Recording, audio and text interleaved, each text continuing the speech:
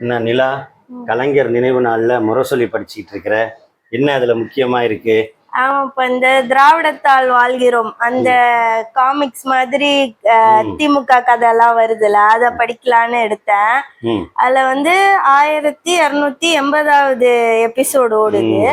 அந்த எபிசோட்ல வந்து கலைஞர் வந்து அவரோட ஆட்சி காலத்துல எப்படி பச்சை தாக்குதல் பண்ணாரு அப்படின்றது. தாக்குதல் கிடையாது, தாக்கல். தாக்கலா? சரி, அத பத்தின எபிசோடு தான் இப்ப வருது. என்ன சொல்லிருக்காங்க? நிதிநிலை அறிக்கையை தொடர்ந்து வாசிக்கிறார் கலைஞர். பெண்களுக்கு குடும்ப சொத்தில் சம பங்கு அளிப்பதற்கான சட்டம்.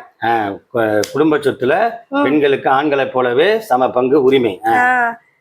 விவசாய பம்பு செட்டுகளுக்கு இலவச மும்முனை மின்சார வழங்கப்படும்.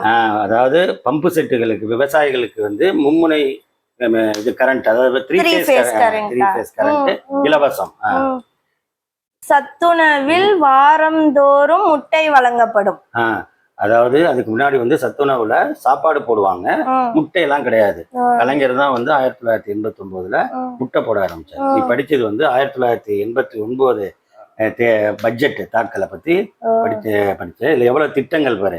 அதாவது வந்து குடும்ப சொத்துல பெண்களுக்கு சம உரிமை கொடுக்குறாரு, விவசாயிகளுக்கு இலவச மின்சாரம், சத்துணவுல முட்டை, இதெல்லாம் தேர்தல் வாக்குறுதியா அவர் சொன்னது. அதையெல்லாம் வந்து அவரு செய்யறாரு. தேர்தல் வாக்குறுதினு கொடுத்தா பட்ஜெட்ல அதை அறிவிச்சு நிறைவேற்றணும். இதுதான் கலைஞர் பட்ஜெட். ஆனா நீ கலைஞர் பட்ஜெட்டை எப்படி தெரியுமா படிச்சுட்டு இருக்க? இப்ப தாக்கல் பண்ணாங்க பட்ஜெட் இருக்குல்ல, இந்த ஆட்சி பட்ஜெட், அது மாதிரி நீ அதுல நிதியமைச்சர் படிச்ச மாதிரி நீ படிச்சுக்கிட்டு இருக்க. அதனால தொடர்ந்து படி. படிக்க படிக்க நமக்கு வந்து புது செய்திகளும் கிடைக்கும், நமக்கு வந்து மொழி நடையும் நல்லா வரும். இன்றைய செய்தி நாளைய வரலாறு.